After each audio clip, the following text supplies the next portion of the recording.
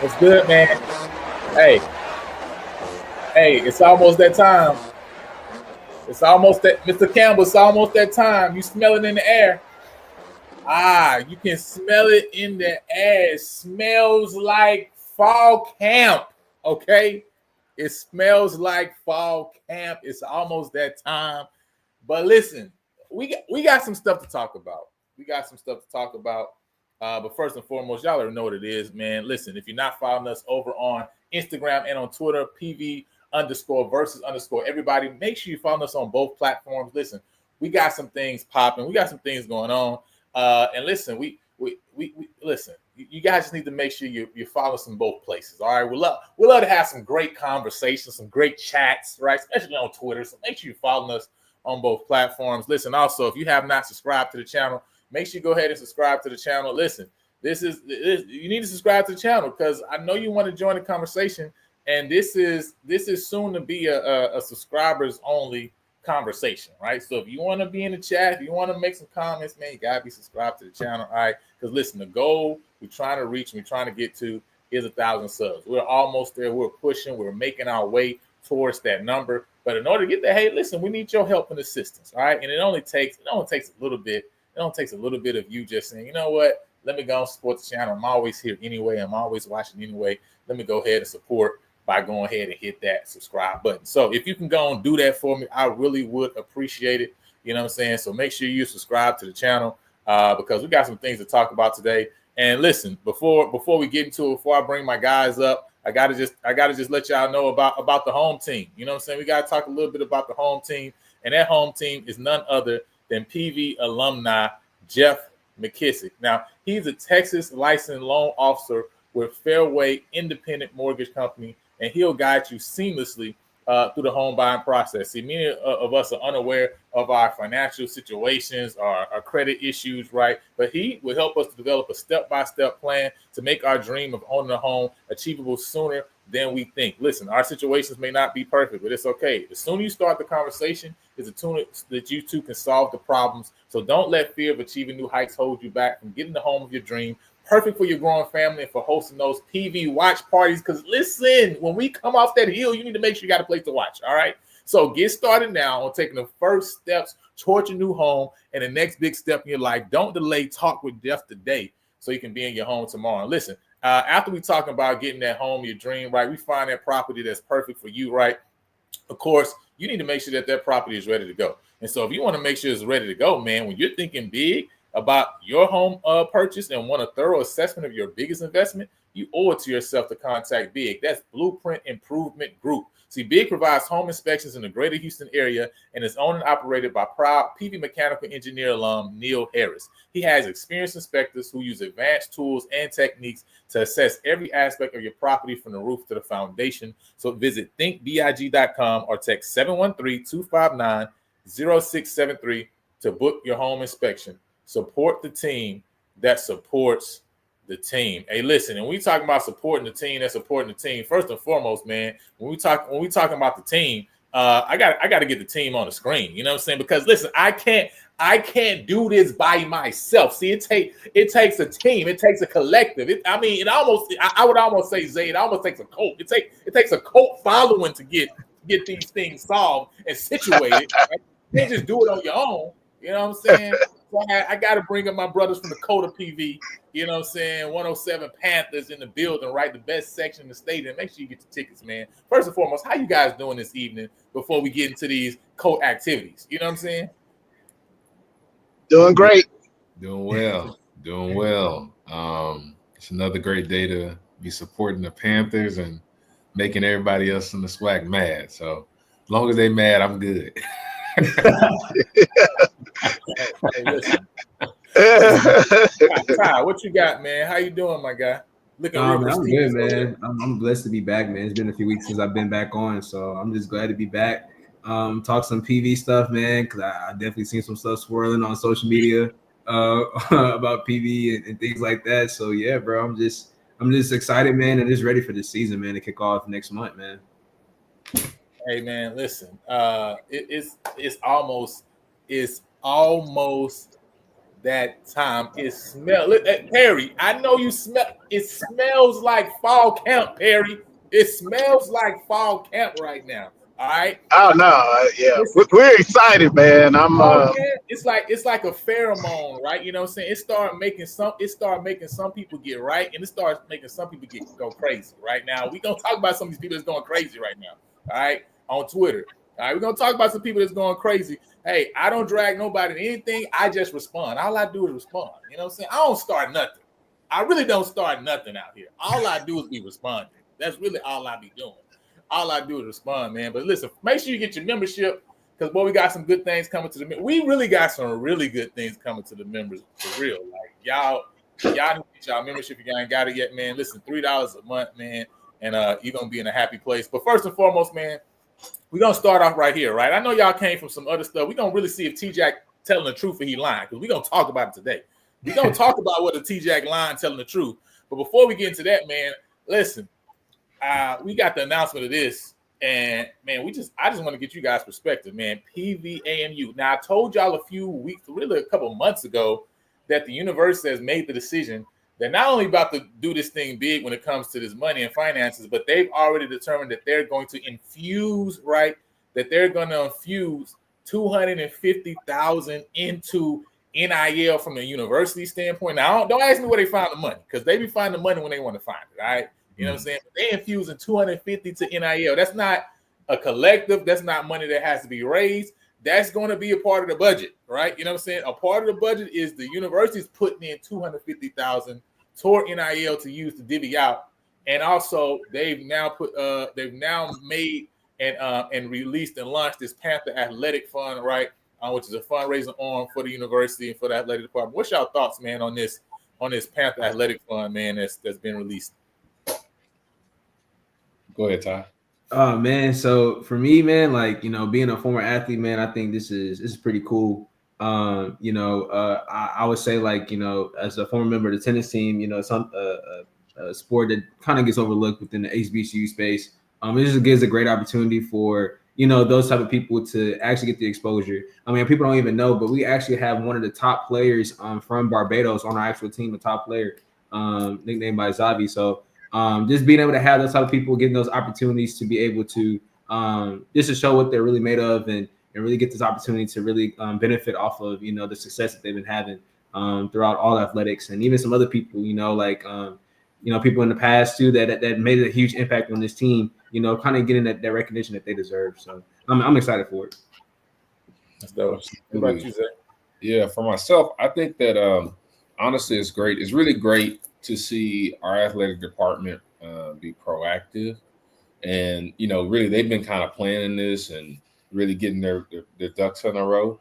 And so now that we have NIL as an active component of the landscape of college athletics, very excited to see how not only they've done their part in setting up the infrastructure for us to kind of coordinate our giving, but now making sure that we also step it up and say, okay, now we have to do an increased effort even beyond what we're doing today in order to not only remain competitive, but to go and win championships, which is what we all want. That's what all of this is for. In every sport, in tic-tac-toe, in my media team, in your media team, we want to win, right? And so, I just have to take a personal point of privilege.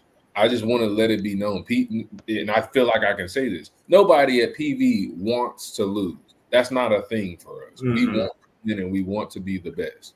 And so this is, to me, signifies a step in that direction in the NIL space. And we know how we do. We know how successful a lot of us are, but this is a first. We haven't really coordinated our efforts and saying, no, this is where the money's going.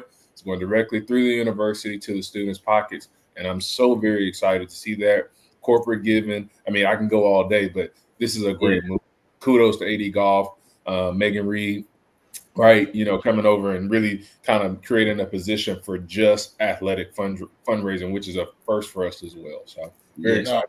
And it's dope to be able to see not only they've built in so much there, right? Because when you talk about even giving from a standpoint of, man, what if you want to give something that's not necessarily US dollars, right? You know what I'm saying? What if you want to do something in crypto space? They've already thought of that, right?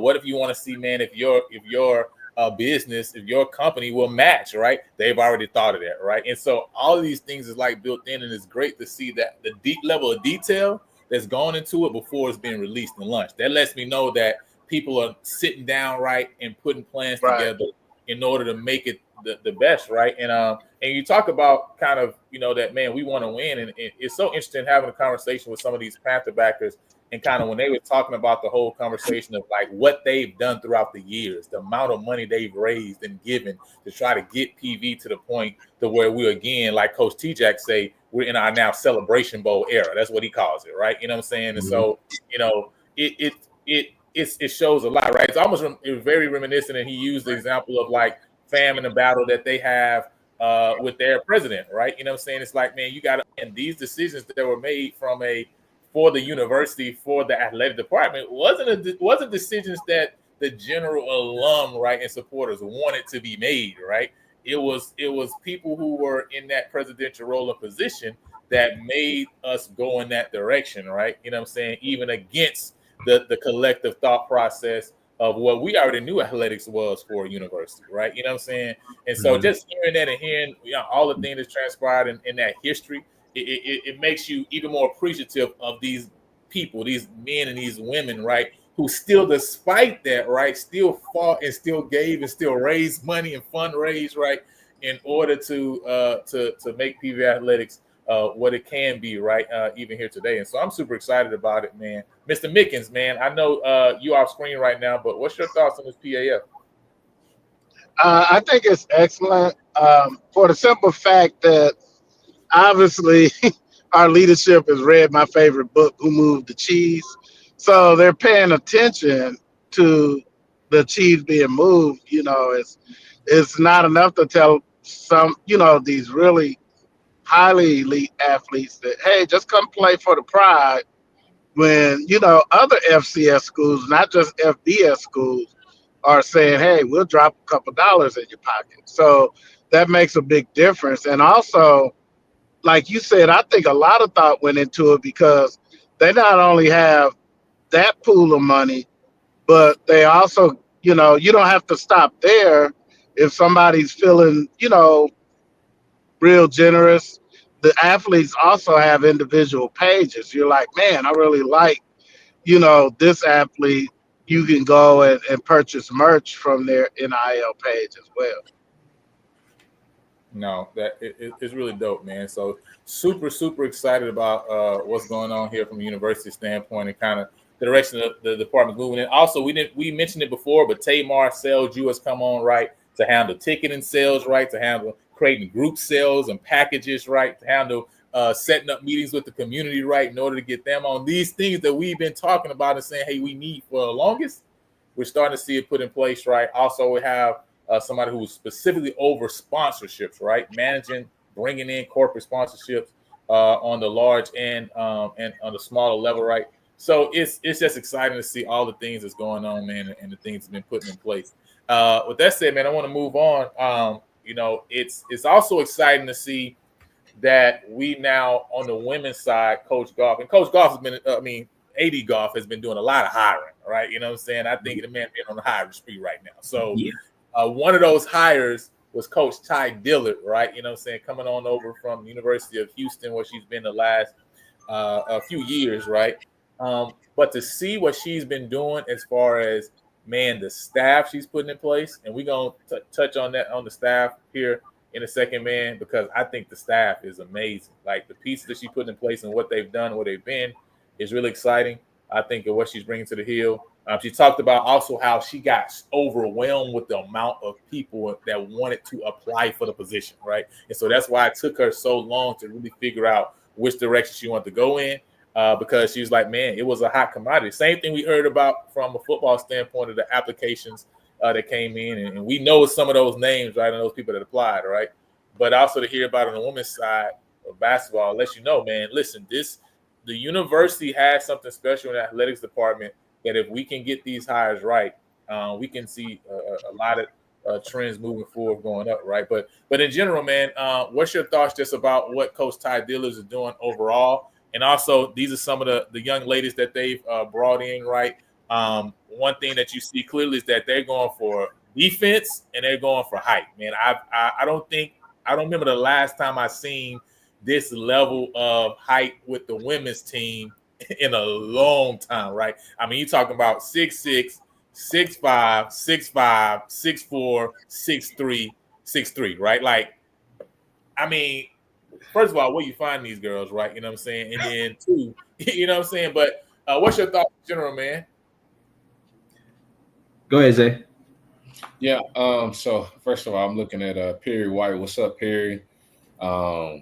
I'm looking at his comment about Coach Pugh. Listen, as somebody who sits courtside at the basketball games and goes to the games, I think that obviously very appreciative of Coach Pugh's tenure, but at the same time, we're still PV, we're still Prairie View, and we're going to move forward. And I think Coach Dillard's coming in with a really new energy. It's exciting to see that she's just generally excited about the program. And from what I've seen, I haven't really talked to any of the new commits yet or anything like that, but selling our program hasn't really been a hard sell, right? It's been more so, hey, how can we get the right players for the type of program she wants to run? And I'm really excited to see it all come together. So haven't really dug into the stats of these recruits. I know the height thing is a big thing. Coach Pugh had some. Now I will give her credit. She had some really tall girls at times, but I don't think across the board we saw majority of the roster kind of take that next step in women's basketball that we've seen SWAC women's basketball do. We've just gotten bigger across the board, and that's all the teams, right? We've gotten taller, we've gotten faster. Programs have made considerable investments into their programs, and so I think it was just time to do that. So I'm excited to see that. And then also, I don't know if you mentioned it, but Coach Pearson, Lynette Pearson, yes, her coming on as an assistant coach. She's a 3-time WNBA champion. So really, being able to pull from, they're both collective Rolodex, being former WNBA players, is going to be vital in us being competitive, but also getting the very best talent we can. And his comment says Southern, Alabama A&M, Alcorn, Jackson State hold on women's basketball. I don't disagree, right? I know we're PV delusional, but just taking our delusion aside for a minute, I think that you're totally, absolutely spot on. And the only way we come back and take our rightful place at the top looks like us stepping up our game. And so this is, we're doing just that, and I'm excited to see how that all translates on the court. I think that's good too. Mm-hmm. Yeah, Zay. I think you hit on a couple points that I was going to talk about. Number one, I love the hire of Lynette Pearson, somebody who is very experienced, right? Who was part of that. She won a championship with the Minnesota Lynx, right, during that dynasty period, and then also as assistant coach there. But then went back to our alma mater these past couple seasons at Texas Tech, and saw them have some success there. And I think I really give credit to AD Goff for really taking the time to actually invest in these hirings and really taking a big swing on Tremaine Jackson and Ty Dillard. To Perry's point, Sandy Pugh had a great start, right? She had Diana Resenthal and she had Kennedy Paul, right, during their freshman year, but that was also during COVID, right? But it just didn't seem like she didn't really have like the type of team to actually take us to the next step, right? Even when she had Ryan Perry, right? I think a year ago when I was there my last year, who was a great, phenomenal scorer, but she just couldn't get it done. And I think AD Goff really went out and sought after to really figure out who was a person that could really help reignite this women's basketball program. And I think Ty Dillard is definitely that person. And when you talk about these recruits, I mean, we got to keep in mind that if y'all don't know that Lynette Pearson is from the Houston area. And so Right. the recruitment aspect is huge, and especially with Ty Dillard as well, right? Being at U of H right down the street. And so having that pool in the Houston area, we see how basketball is really big and prominent in the Houston area, would definitely get a lot of recruits to be able to draw into PV even more. And so yeah, I'm super excited about it. They actually just hired another assistant. I think it's Isaiah Specs as well. Isaiah Specs, yeah. Yeah, so Sure like did. really liking this staff that's coming together. Bria Patterson as well, Cheyenne Butler. Like these are some great additions to this team. And I'm actually excited for women's basketball. I feel like women's basketball has kind of gone under the radar, right? The last couple of seasons, how things have gone. But I think this really will rejuvenate that basketball program on the women's side that definitely needed it for sure. If I may add, I just think one thing that I'm seeing a pattern that AD Goff is getting correct in a lot of his hires, in my opinion. These folks are coming with experience and championship level experience at that. In any and all facets, it could be PV League, high school, state level, FCS, FBS, across the board. With a lot of the vacancies we've been backfilling, very impressed to see that across their resumes, you see championship somewhere in that fold. So I think that's just a different mentality, right? Yeah. If everybody's moving in with a championship mentality, right, that's half the battle as it is. Yeah. So, and not being apathetic about, we're just gonna try to compete as best as we can. Now we're looking at and you see this direction, right? Like you see this direction that AD Goff is going, right? He's going with people that are experienced, right? He's not bringing out no fresh out. He's bringing out people that have this type of experience. And I think that's something that we definitely needed, right? We talked about it before, Lana, about how some of these coaches were coming in and they were just, they had to figure it out, but also had this level of expectation on them, and try to figure it out. But AD Goff is taking a different approach to being like, hey, like I need to go out there and get some people that know how to win, that know what wins look like, right? But it's not just on a head coaching level, it's the assistant coaches level. We can look on the basketball on the football team. You know what I'm saying? Like our coach DG has like something like 12 championships, something like that. And he's talking about our, you know what I'm saying? Like, we just looked at Cheyenne Butler, right? Secrets now, Doc. You're telling too many secrets. They didn't need to know that one. We need to speak that one, man. He got all that. Yeah. Just the went too far. No, that's big. No, I mean, I think the point you're making there is so huge because the thing about getting coaches that are experienced, it's not just he's getting coaches experience, I guess I should say, right? He's also getting coaches that are connected. And that's very important, right? Because I'm going to show the interview I got with T-Jack too from Media Day in a second. But one thing he said was right, being able to hire the right people is because of the right, you got to be able to know the right people, right? And, that's a big part of it. And so you talk about a Ty Dillard, Lynette Pearson, where you're talking about people who have connections, right? They built connections over the years where they played, right? Not only just in WA, but also in college ball too as well. And so that makes a huge difference in terms of them being able to bring the right people on. And so you see also that they have brought on those people who have years experience and also those who have who are some younger, like the gentleman here, Isaiah Specs, but also with the young lady, right, Cheyenne Butler, and also Bria Patterson. These are recent graduates, right, but also have coaching experience, right, like Cheyenne Butler, who went and won a California State Championship the year after her team didn't win any games, right? That's crazy. Crazy, right? You know what I mean? So, I think they're making the right hires from an assistant standpoint, right? And so at the end of the day, I think that's the thing, man, that we got to applaud right now is that, he is bringing in people with experience. And I think that's huge. I think Perry had a question that's really good here too. What's your thoughts on the Thursday night games for women's basketball? How do you feel about it? What's your thoughts on that? I would say, because I travel up to the games from Houston, just go right up the way to go to the games. It's great that they have their own day to shine. For the women's team, I'm definitely in all support for that. I think from a fan perspective, particularly with PV, because we're not in a urban setting where we have a small community off the campus, but it's, there's still homes being built. So that's still being developed out. It really becomes a little bit more of a task to get up there on Thursday for just one game. So if I'm going to go, I think the old model of having two games on the same day made a lot of sense, particularly for Prairie View, right? Now, if I'm like, say, a Jackson State or a Texas Southern where you're literally in the neighborhood, that's a little bit different. That looks, because it's not a heavy lift to just say, I'm going to go across the street, after dinner, I'm just going to watch this game. So I think that keeping that in mind is a little bit different, but all in all, them having their own day, us really centering the focus on the future is women's sports. We're seeing it with the WNBA and how that's really transforming with Angel Reese and Caitlin Clarks and all the personalities. I think that that aspect of it is wonderful. Yeah, I think your answer could be, different based off of, if you're on campus, living near campus, or you're away from campus. I know for me, I like the double headers when I was on campus. You know what I'm saying? Just be able to go to women's game and then right after that, fall right into the men's basketball game.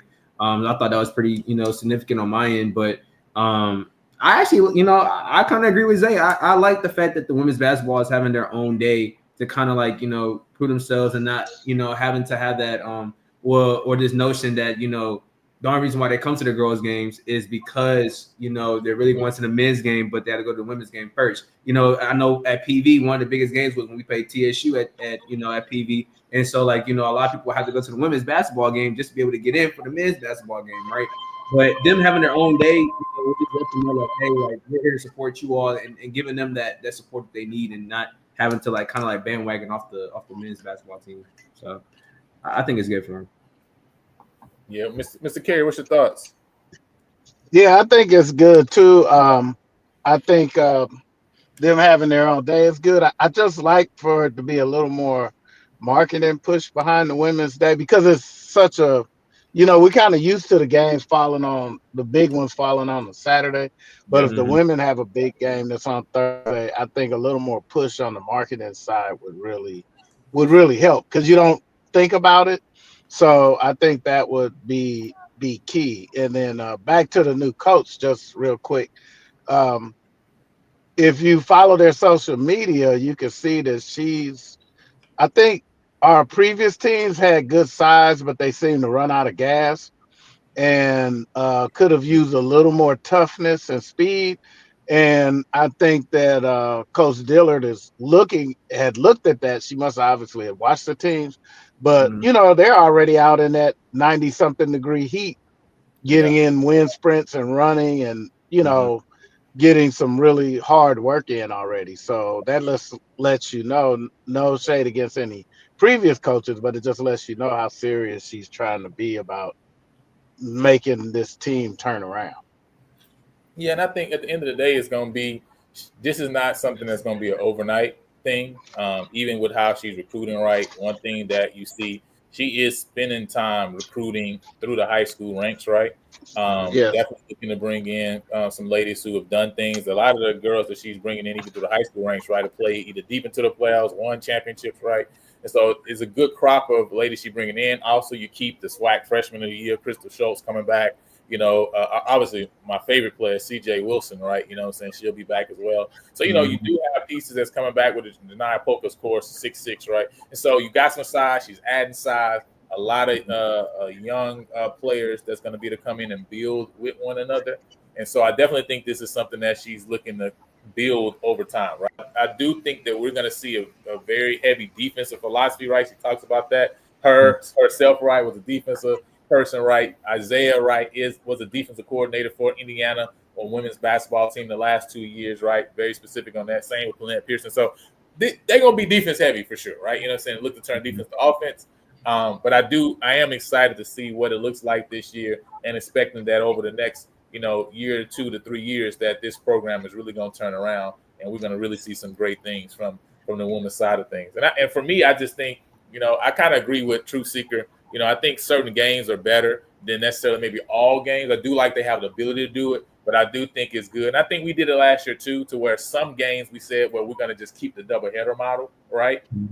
We didn't necessarily have every single game, right, separated out because sometimes it just doesn't make sense to do it. But I like the ability that you have the ability to separate it out, right? Certain teams may make more sense, right, that kind of have that excitement. You know what I mean? Like an Alabama A&M maybe, right? That kind of right now has that excitement behind them, right? And so maybe they can have it separated out and continue to keep people and build that program on his own, standalone. I always think about Nebraska's women's volleyball. Listen, they get like 8,000 people out to a volleyball game, right?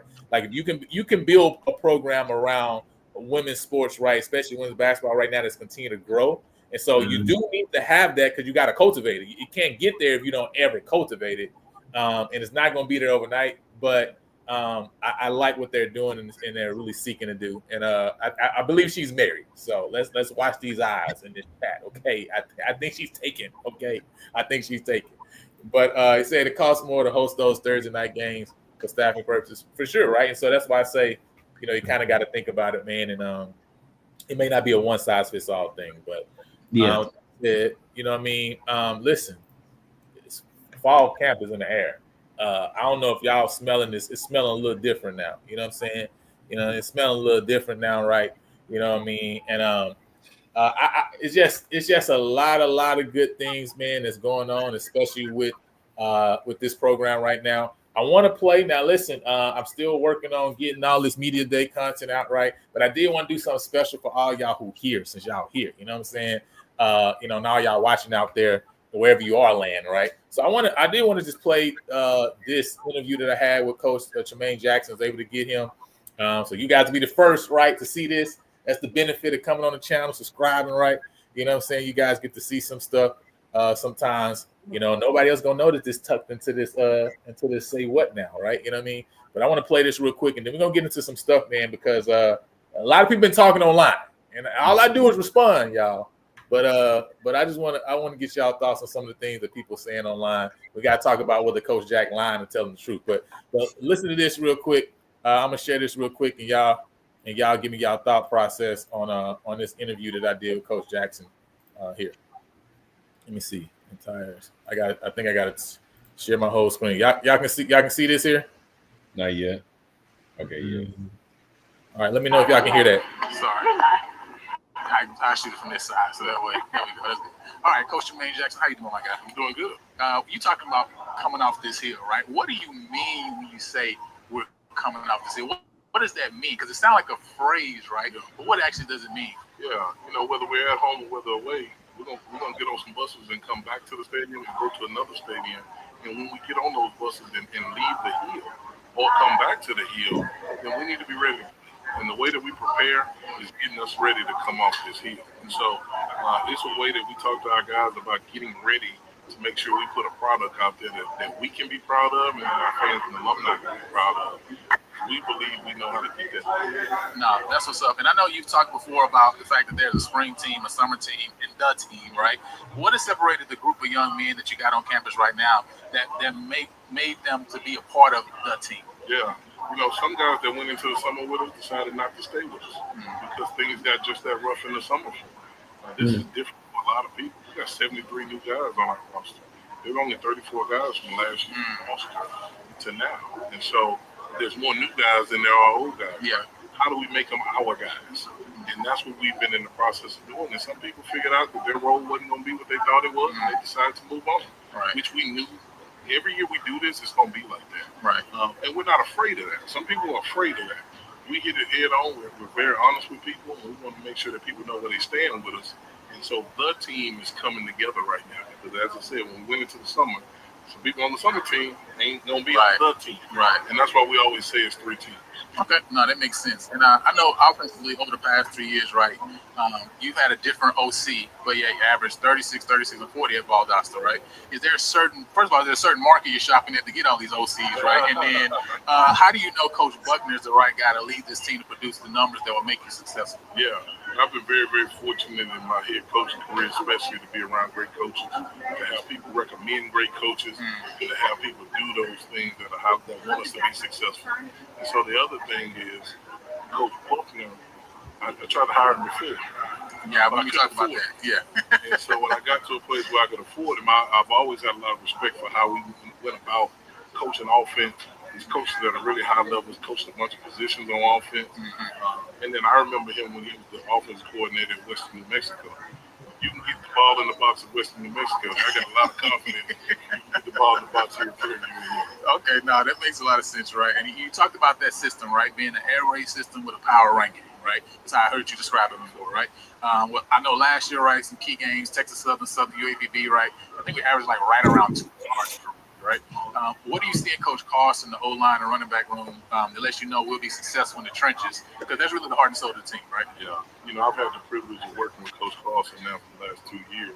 I also had the dishonor of coaching against him in 2022. Yeah. In 23 when he really got after us. And so, man, just watching that dude over the last couple of years, whether he's with us or we were coaching against him, and the way he went about coaching his guys and the way that they played hard, I have no doubt he's going to bring that here to Prairie View A&M. And that's why I'm so confident that our run game is going to be a little better than what it was, just simply by the way that we coach it and by the way that we recruit at area. Okay, that's awesome. And then obviously you come in with the 212 defense. What if fans can look and have an expectation for when you talk about the defensive side of the ball, right? Because you talk about that pressure, not just starting from an offensive side, but really starting from the defensive side. Yeah, I think Coach Anderson and Coach Early, man, they week in and week out, they put together a plan along with Coach Garrigan on the back end over there, and they put together a plan to really apply a lot of pressure to people, force you and dictate to you what you can and can't do. And then before you know it, you got guys swarming to the football. We're swarming to the football makes up for a multitude of mistakes. And so those guys get a chance to really get after people, get after the quarterback, show different looks. And it allows us to create extra possessions for our offense, which is why you've seen the scores in places that we've been be higher, because we've been able to take the ball away at a high level and give our offense more chance. Right? And that's what we want to do. We want to create more chances for our offense to be successful. But no doubt, man, defensively, the way I think all our corners average 6'1", 6'2" right now. Yeah, man, I love bigger than we've ever been from what I can find. And big people beat up little people in America. So that's how it works. Ain't no more the size of the fight in the dog. Yeah. The dogs have to be big too. And so that's how we go about building our team, man. And defensively, there's a song by Michael Jackson where he goes, blah, blah, blah. That's what we want to hear. Okay. Michael Jackson defense. The Michael Jackson defense. I got you. For you, obviously, to finish third in the West this year, right? How fair do you think that assessment is? Obviously, based on new coaching staff, new guys coming in, right? What's your thought process? Yeah, I think there's a quote by Mike Tomlin that says, "We do not care. We don't care about that at all." The pre is never right. Nobody's giving out any trophies in the preseason. Exactly. We care more about the post. Yes, sir. So what we know, we tell our guys in the meeting room that that's cute. That's cute that somebody voted somebody first in the preseason without being in their camp and knowing what's going on. For sure. What matters to us is that we come to work day in and day out, so that in the postseason we get everything we want and everything that we've earned. But we won't know what that is. Right. That's true. And so all we can do is keep our head down, treat compliments and criticisms the same, and keep moving forward, keep moving this program. That's what's up. And then what does it mean to you to be in this role at PV, knowing the highs and lows of the program, and how have you made the players aware of the rich history of PV as well? Yeah, it's funny you say that because we're teaching our history. We're teaching the fact that Otis Taylor played here. Yeah. King of Houston. Yeah. We're going to honor those guys by retiring those, making sure those jerseys are not worn. That's what's up. During our time. Wow, that's big. Number 17 and number 29 will not be worn this season, because we got people that we need to honor. We need to really go back to our past. Wow, that's awesome. And in doing that, you teach your players the standard of the program. Everybody knows what we were in the 90s. We got to let that go. Yeah. We got to let that go, and we got to be judged on what we are face value. But I do think people need to know at one point, Prairie View A&M was the big bad. Yes. And so we're working to get ourselves back to that in this day and age. Right. And so our players have been really good with learning the history. We've been playing football since 1907. That's why it was important that we had the highest team GPA in the history of our program, because that history goes back so long. And so it's been, we've had former players come back and speak.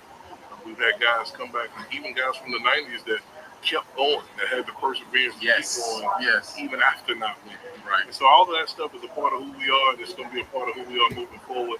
And what we aim to do is honor everybody that's put on the purple and gold helmet as we move forward, and as we move into the celebration championship phase of our program. Nah, that's what's up. And that's something that we really trying to do with the channel, is talk about, we're doing some mini documentaries about some of that past history. Prairie View has done some things, have actually established some things in HQ football. We just don't know the story, right? Yep. And it's a disconnect there. But so is that trophy the one we're gonna be kissing over there? By the way? Okay, Put that one up there too. All right. Oh, and that one. All right. Hey, Coach Jack, I appreciate you. Appreciate you, bro. Yes, sir. Thank you so much. Yeah, man. What's your guys' thoughts, man? Look, I think Oh, go ahead. Go ahead. Every time I hear Tremaine talk, man, it's always something that that I like. Like he said, like he said, we're not worried about the pre, we're worried about the post. Like that, I don't know. Like he always says these small quotes that get you like even more pumped up. You know what I mean? But the biggest thing, and Isaiah put in the chat too, the biggest thing is him paying respect and homage to the people in the past, right? In the past history, right? Retiring those jerseys, or in a sense, not having people wear those jerseys. And I think that's like so huge. Just paying homage to Otis Taylor and in those type of guys, because they did have a huge impact on our campus and everything. So I think with Tremaine, setting the tone, setting that culture, but also like having them understand our history as well. I think that's a great balance to be able to have a good football team. Yeah, I think so too. Yeah, because if you only remember I don't want to say recent history, the 0-80 memory, then you're defeating the purpose, because everybody's quick to jump to that, but nobody's quick to jump to the past winning history when PV was the boogeyman in the SWAC. They don't. Nobody wants to talk about that. They don't even want to talk about 2009, which that's history as well. Mm-hmm. But they'll jump back to their days in the 2000s. They don't want. They want to talk about that, and then the other thing that they want to talk about is recent history, where you have to admit PV would break your heart. But Lionel and I have talked about that before. It was the big D and not defense that was breaking our heart. It was discipline. We almost gave Northwestern State a game that we should have handily won, because they knew to do a certain, go to a certain way and get the penalties they wanted to, get what they really want. And so, that's right. It was, I just think with that discipline being fixed, and I personally saw that at the spring game. And Lionel said I'm telling too much, but I'm just saying, with that being corrected, it was a whole different team. And so I'll let everybody laugh at us. It's cool. I'm good with it.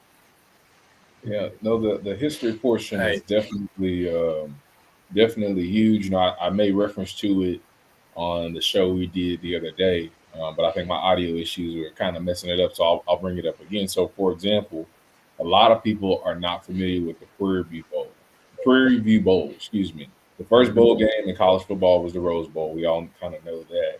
But the first Black college bowl game was the Prairie View Bowl. It lasted for 33 years. It started in 1928, and we held a 19-12-2 record in that game. And so we were playing everyone from Fisk to Xavier to Alabama State, Texas Southern in that game, Wiley College, Langston. You saw a huge bevy of teams, and it was played every New Year. So we really do have some major history that, honestly, I think it was Brandon Bell talked about. They were in the library and found an old championship trophy they forgot they had. And so they had to go and dust it off and kind of bring that back to the athletic, administration bill. So it just kind of speaks to, we have a lot of stuff that we don't, always have the full stories on or the insight on, that I think even with this platform and what, I know the coaches are kind of talking with them offline, what they're planning to do, educate the fans of New to say, hey, you know what, we're still PV. Like, we're still, we have a lot to be prideful for. We just need to make sure we're aware of all we actually have. So definitely honored. Like, this is long overdue, honoring, Otis Taylor. A lot of people don't know one of the first NFL quarterbacks that was Black. Prairie View, off that hill. The first NFL quarterback that was drafted. Yeah. So Choo-choo Brackens. So I think, 0-80 streak aside, you kind of have to look at that and say, had that not happened, right? What let me see, does it look like a twin? Yeah, he looked like me, like me. Yeah. I mean, who's here first? Yeah, he from Monroe, I'm from Dallas. Well, I'm the elder statesman, actually. Let's be clear. I'm the elder. So technically, he looks. Well, like then that make me the new and improved. Look at So- that. It's funny because my mama the other day was like, my mama even said the other day, she was like, if his since that screen was so small he was on, I ain't know if it was you or him at first. Both of y'all had that hat on too. I say, first of all, you don't know your own son. This a problem. Okay. This is a problem right now. Oh man. Oh But man.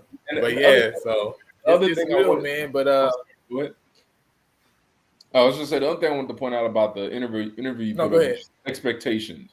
A big thing that I've respected about Coach Jack and his whole coaching staff is they've set expectations from the day they step foot on campus, and they've stood on business about with any and everybody. It doesn't matter the recruit. It doesn't matter how much NIL money you got before you was here or how much you may be getting while you're here, right? The expectation is the expectation. And, being honest with these players, either, not everybody is receptive to that in a good way, but a lot of the guys who are with the team, they have said unequivocally, like, hey, we appreciate the honesty because it's what we need to actually become better. So really respect that about the coaching and the staff. Mm-hmm. No, for sure. And I want to pull this quote up here, right? This is from the 2025 Football Perspectives that was released the other day. Say we don't play to go 5-7 and try to win again next year. The standard is to win every rep, every game. Every rep, every day, and earn our way to Game 14, the Celebration Bowl in Atlanta. He also had a message for Panther Nation. We need our fans. If you want to expect championships, show up and support this team. That energy matters. We're building something special, and we need the city, alum, and students to be all in. So he's been very clear, right? Another statement he made at Media Day, right, the other day. Let me see if I pull this up, right? They asked him, what's your year one goal, right? Like, what do you want to come to year one? He said, to host the SWAC championship game, win it, play for the Celebration Bowl, win that too. He said, you got to realize where we're coming from as a staff. We lost the national championship game. Every morning I wake up, that's all I can think about. That's all our coaches can think about. Just because we're in year one don't mean we're going to water down our standard. Anything less than winning a national championship is a failure. Now, at some point, it's like, is he just talking or do he really believe what he's saying, right? Because, at first you kind of just think, man, come out press conference. This just talking points, right? Like, this just a goal that we want to have, right? And at some point down the line, we're going to get to this thing, right? But over and over and over, he keeps basically saying the same exact thing in different ways, right? And it's the thing we talked about the other day, Dave Campbell. Then I want to get you guys' thoughts, right? I'm not sure our fans really believe we can get that done in year one. This is a totally different interview, by the way, right? Mm-hmm. I think they want us to because it's good for them to talk noise to other people who went to other schools. But I hear the chatter about how it normally takes me until year 3 to win. If you think it's going to take me until year 3 to win here, I'm a white man. What are you guys' thoughts on this? Because like it's over and over and over. He's out on that one. Saying the same thing over and over. Like, listen, I'm a white man. If you think it'll take you 3, I'm a white man. Coach is black as me, so I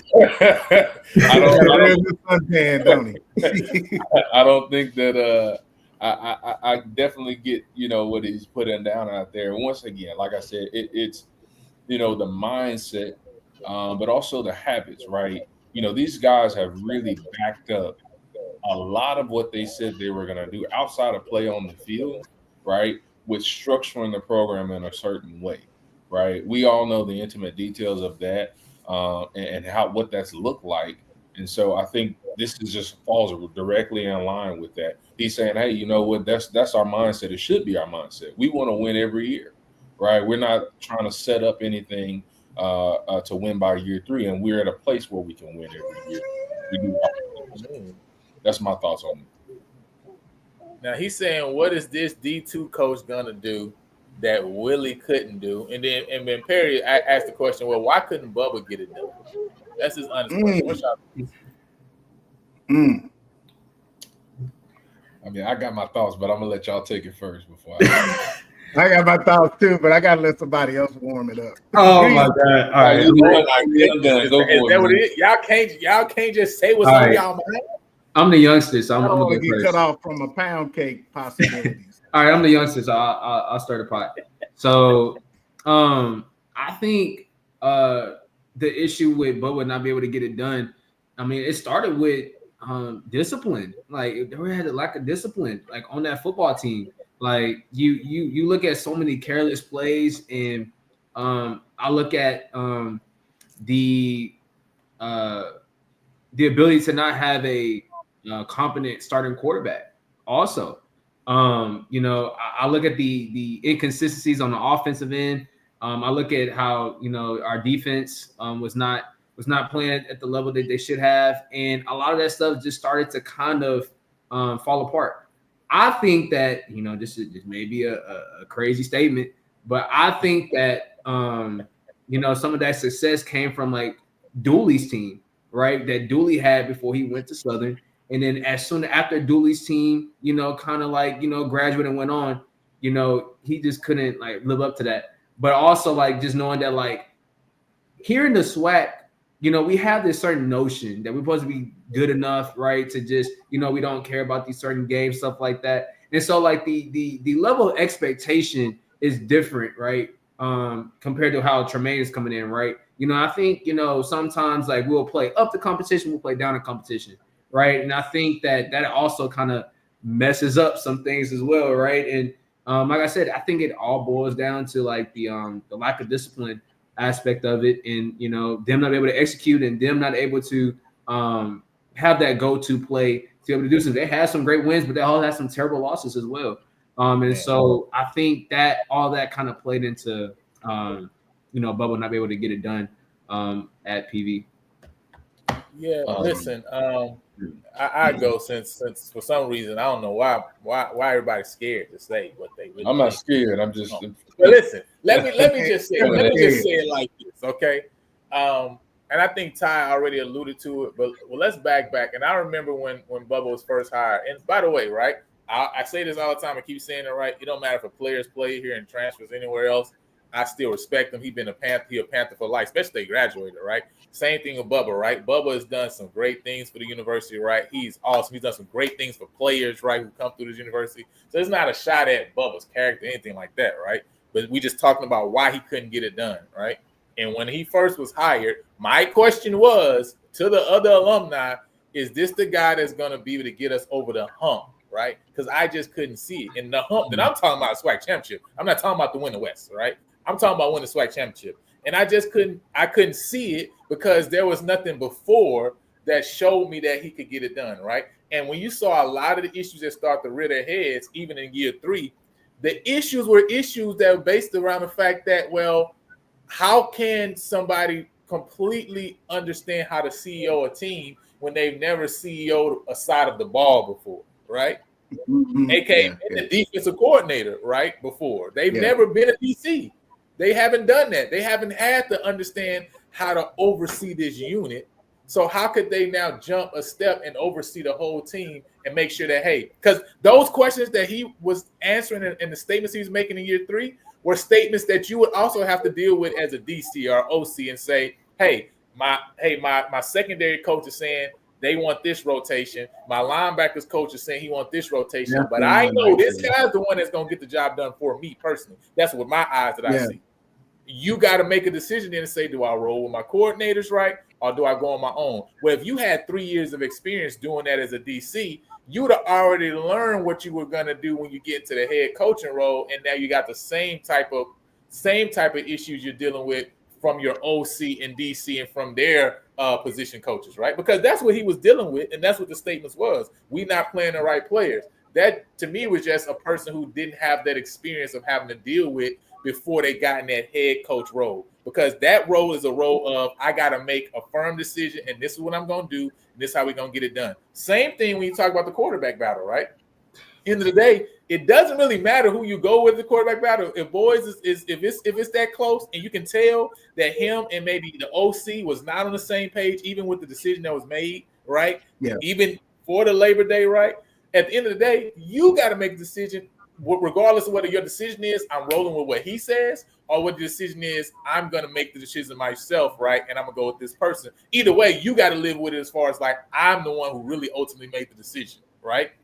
But you need to make one firm, solid, and move forward regardless, right? Mhm. That wasn't made, Back and to the that discipline. out Back the to the team discipline. dynamics, Yeah. right? And the team chemistry, and then also when you talk about the players and the undisciplination. I remember one interview when he talked about how he wasn't able to get the guys to see, man, how important it was for them to watch film, et cetera, right? And I remember listening to this conversation like, well, maybe you're just not the guy to get them to watch film, right? It don't mean that they wouldn't, right? And it's the same thing. Listen, this happens all the time when a young lady has her son in her house and he gets to a certain age and she's just like, man, I can't do nothing with you. It's not that he can't have nothing done for him. She feels like he needs to hear a different voice to get it done. And so many times she would say, I'm going to send you to your father's house, right? I'm going to send you to go live with your aunt. I'm going to send you to go with your grandma or your grandpa. Why? Because it's not that we can't reach them. It's just they can't be reached. It may be that my voice right now can't reach them, right? And this is the same thing when we talk about certain players that even come back again, whether that's a running back or a quarterback, whatever position you're talking about, right? There's people, because one thing I've noticed in kind of studying T-Jack, even before he got hired to now, he always puts it on coaches. He say before he puts it on players, always puts it on coaches because you the one that brought him in. You the one that put him here, right? So why can't he get it done? Why can't he execute this thing? And when I just look at recruiting and see the type of guys that schools go out there, I'm like, a lot of these schools, we going after the same people. A lot of these even G5 programs and high FCS programs, they'll come get a kid that didn't do nothing at even at HBCU sometimes. And I'm like, why are they going after that kid? And I'm like, you know what the difference is? Coaching is the thing that we can't quantify, that we can't see, that there's no necessarily stats or numbers to per se, right? That you can't just literally go look it up real quick on Google, right? But that makes the biggest difference. And the reality is, if you got the right coach, man, this is even with business, right? You get the right business coach, your business can go crazy, right? You know what I'm saying? Why not different when it comes to football, right? That a player who had a bad year 1 year with that still has a certain skill set already there, another coach could take it to the next level. So I hope that makes sense, right? Like there were certain things that I feel like he didn't get because he needed to go through there's a reason people go through the routes they go through until they become a head coach, right? I feel like he skipped a step, and I feel like ultimately it was what may have caused him not to be able to not only get the job done, but maybe that's affecting even now, right? The here and now of him being able to maybe get another position or whatever, because he really never went through that process yet, right? You know what I mean? So that's my thought process. Yeah, he's kind of dealt a bad hand because he wasn't, and I don't know the HR part to know if he was even given those tools or not, but he wasn't given the experience of the people management. Like you said, if he had been a DC, he would have had to manage the D-backs coach. He would have had to manage the defensive line coach. So when we talk about discipline, it wasn't that it was just the players. It was also the things he had to pull together on defense because and yeah, like Boone said, depth at positions. You know, there's no reason that year we went to the championship that we should have had only 2 quarterbacks. You know, that came back to bite us. And I just really think it was just, and then there was some personnel things he would have liked to see different. Where you the head coach, you know, you can overrule some of that, you know, especially if my job is mine. I'm going to overrule some of that stuff because I really believe that one of your future hosts, you know, I call him Switchblade because the Swiss Army knife, because you could use him anywhere. And they didn't use him enough. I saw him sitting way too many games that he could have helped us in. And I just think that, yeah, and also they struggle with teams that had the G part of dog, grit. If a team had grit, I think our team was too nice. We didn't put a foot on somebody's neck. You know, teams had no problem hanging 50 on us, but if we got a 2-touchdown lead, we would kind of like, you know, be like, well, okay, we can, you know, we don't have to keep on them like that. Then next thing you know, you lose in the valley. And so, you know, that's the kind of thing. My thing is it's football. If you beat them 100-7, they came on the field. It ain't your fault, you know. So I've been on both ends of that, where I got the tail beat out of me and where I beat the tail out of somebody. So, and you know, and once again, though, I appreciate Bubba's efforts and time. He stayed at PV when, you know, other people wouldn't. You know, he hung in there, but I think the you know, being ready for that day-to-day administration of the team and making adjustments in the game. You know, we should have beat UIW that year that they beat us, but they made adjustments. We didn't adjust back. And so, and my last point, get off the soapbox. And I know I'm gonna get beat up by the JSU Mafia, but I'm telling you, that game could have turned out differently, you know, and it wasn't Bubba. Was that Bubba? That was Dooley. Yeah, you know, that was another step. They didn't make adjustments, but Jackson State made adjustments because you got, and Lionel, remember, I always tell this story. The reason I know Jackson State scouted us, we didn't scout them as well as we should have, because they knew Jawan Pass had a play that he liked to throw to the flat. And James Houston should have been murdering Pass that whole game. But what he was doing was he would square off and just stop in the flat and stand there. And I said, dang, why is he taking Jawan Pass' head off? Because he knew that pass was coming. Pass threw that ball directly to Houston, touchdown, the game up. And, so it was just things like that. Oh, my goodness. Don't remind me. Oh, my goodness. They were wide. Oh, that's why when I hear people talk about Dooley didn't coach to win a game, you tripping to me because, bruh, that has nothing to do with Jawan Pass missing wide open receivers. Okay, literally. Why? And do y'all understand? Like, that was the worst game Shedeur Sanders had played his whole entire career. He didn't throw for 100 yards that game. Y'all understand that, right? Like, we held them under. We held them up 100-yard passing. Like, if we get any now, again, Jackson had a great defense, right? So it is what it is, right? But that ain't got nothing to do with us missing two wide open receivers. That's just, I mean, it is what it is, right? You know what I'm saying? So, I think he got a little nerve. That's one game where we probably should have put Conley back in the game and just let it fly. Because I think that added dimension. Pass didn't run like he should have. Conley would have ran, and I think he would have hit some of those receivers. It just would have been different because he was used to that, you know, playing the SWAC teams. I think. You know, we could play it about Conley, but he probably would have made a difference that game. But anyway, I get off that soapbox. But anyway, back to the Bubba thing, discipline. That's what cost us a lot of games. Yeah, and he kept all of Dooley's coordinators, right? He didn't bring anybody in for himself, right? Like, so it's like you didn't even put your stamp on the program at all to me, as far as that's concerned. But anyway, go ahead, Zay. I think it's safe to say, and I think we all like Bubba. Right, he's had a ton of rapport. He was on campus for 14 years, something like that. Something like that. Including his head coaching stint, right? But he was learning on the job, right? And that important step that you talked about, that he skipped, he had an opportunity to skip, and that's no discredit, was being a coordinator. At no point in time, if memory serves me correct, you know, while he was at PV or previous to that, was he in a coordinator position? And I also would like to reference something that TJ talked about with his first head coaching job at Colorado Mesa. He talked about in an interview, he said, you know, when I first got there, I needed to figure out, how do I want to structure practice? Exactly. What is my philosophy? Like, I had an idea of my coaching philosophy, but I had never executed it, let alone had to tell a 20-year-old, 19-year-old young man, you know, hey, this is what we're looking out. You know, this is what we're expecting out of you, how to deliver that message, when to be a lot more firm, when, you know, what does that look like? And you have to go through that step, right? In order to come up with a true game plan to be confident, quite like what we're seeing play out currently. And so I feel that was a big part of it. Now, the thing is, Bubba could have been the GOAT, right? And why I say that is because if you look at year one, had we not lost to Mississippi Valley State, which is, I like Valley, there's no disrespect, but they are, you know, the lowest in all of FCS, right? In all of Division I college football. if that is your only roadblock to getting into the championship game year one, right? That wasn't a good sign. That wasn't a great time to lose, right?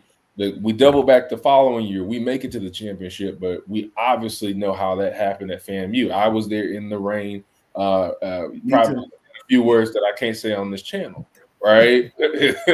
But we made the journey to do it, but we learned from that standpoint. And I think the final year, what really did a lot of people in was expectations were, okay, we've won the SWAC West. We've been in the position to win it twice, right? And technically, he got a share of the SWAC West because we tied Southern his first year, right? But with our record and all that. But anyway, so we've done that. We don't care. That's a district championship. We really don't care about that.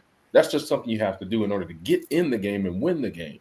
So last year, I think it was just a huge letdown to lose the games we were supposed to win the way we lost them, and win the games that honestly, if we're being honest today, family, this delusion aside, we didn't feel as confident we would win, no matter how much smack talk we talk. Winning that FAMU game, by that time, we were not, I was not at the game, and I go to every game. I was in protest. Okay, this has to stop because this is not trending in the right direction, right? I'm just saying what has been in the group chat in public here, okay? That was what it was. And to win that game and then to double back and go to Bama State and lose from 9-6 made no absolute sense. And then to say, hey, they get on the coach's call where everybody watches and say, well, the players that I want in the game are not in the game. You're the head coach, period. Mm-hmm. Yeah. That's not up for discussion. So I think that there was no control of the team after a while. And unfortunately, like I said, this is no personal attack at all. But I'm very passionate about this. And I felt like it was a different team week to week, and it was 2 up and it was 2 down. And when we had our highs, they were high. And when we had our lows, they were low. Mm-hmm. So, I mean, that's literally what it came out to. People like to say Prairie View doesn't have an expectation. That's a lie. That's a whole lie. We do. Mm-hmm. Right. I heard the language that was being said by people, okay, in the stands. Yeah, me too. Oh yeah. So that's not true. We didn't spend all this money on a stadium to just be okay. Okay, so I think all in all, like I said, that's kind of what that whole situation kind of came out to be. But we appreciate the contributions to the program because now we figured, okay, this is just, we need to do things a little bit different in this landscape. So yeah. I have one more quick thing. I want to bring up something because I think it's kind of fairly important. When Bubba got hired, if y'all remember, that was a very long hiring process after Dooley went to Southern. And so I remember I was talking with some of the football players, and it was like a big change. You got to think about it, right? At that point, like most of that staff had gone on, right, and went to Southern. And then after Bubba got hired, that some of that staff came back to Prairie View. And so it was kind of like a very different, feeling for some of those players as well, when that happened as well. And I think it was a lot of expectation in a short period of time, and he had to get stuff going right because spring training was around the corner.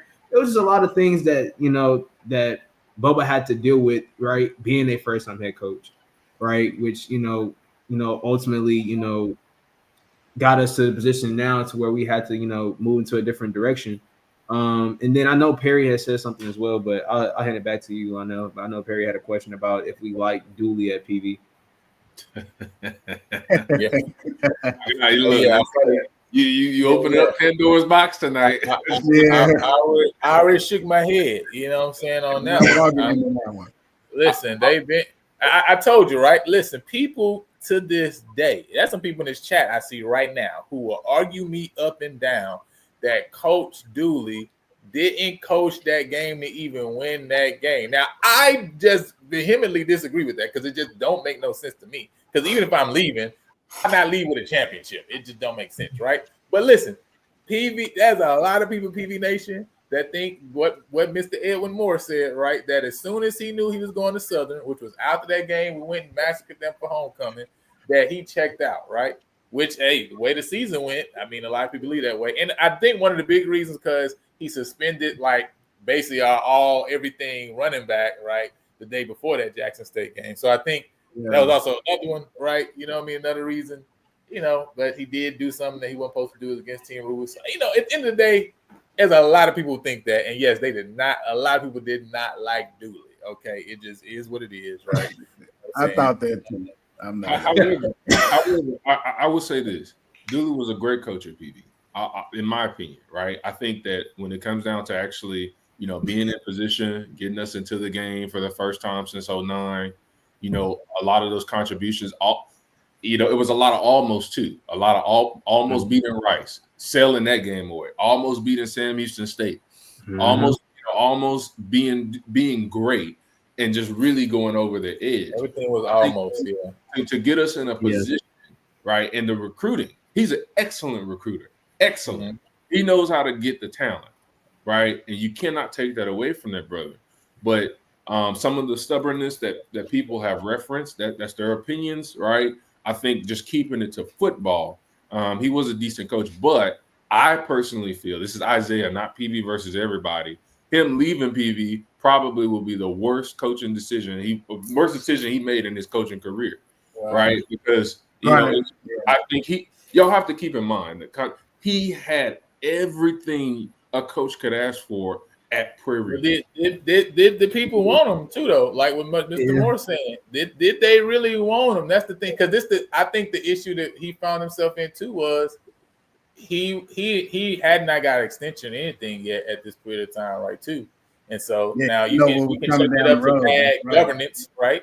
Which it was bad, but at the end of the day, you kind of got to also make a decision on: are you going to see if you're going to get that, or are you going to take something that, like you say, people are already reaching out to offer, right?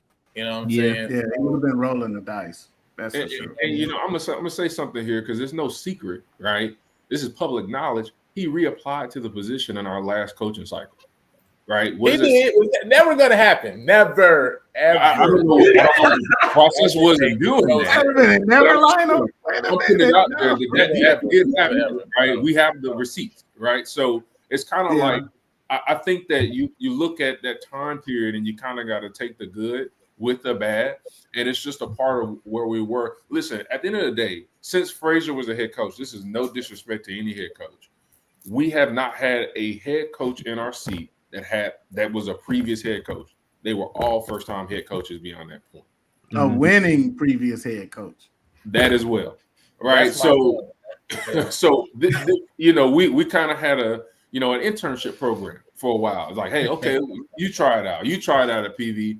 And I don't think that was the best philosophy, right? In my opinion, in a way of treating our program with the things that we say we want to achieve, right? Our actions and our words were just simply not aligning. Period. That's just how I feel on it. That's just me. That's Isaiah. Since we opened up Pandora box, right? I'm just gonna say how I feel.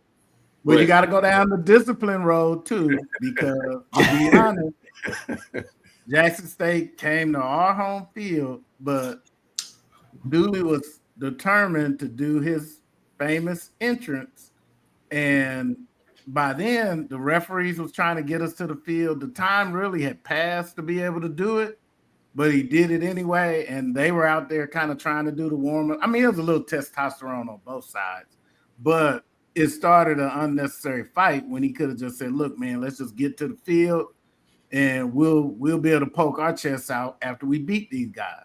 But instead, he lined it up. They ran through those guys. Somebody bumped somebody, and then now we got them fired up because we started a fight, and then we didn't come out with the same fire that they had. And the Dooley coach teams had their discipline issues as well. So we just didn't have the discipline that I saw in the spring game. And I know it's just a spring game, but I saw other spring games, and I never seen one like the one I saw this year. It wasn't no dancing and shaking on the sideline. Nobody looking back to see if their girlfriend made it.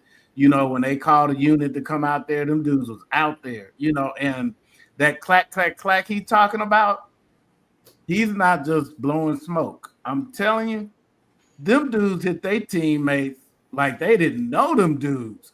Man, Darius, I'm sorry, Darius, you spot on, bro. You spot on. You are spot on. Yes. Mr. Carey, please oh continue. yeah, I like that too. Yes. Yeah, Darius is right. Man. Yes. On.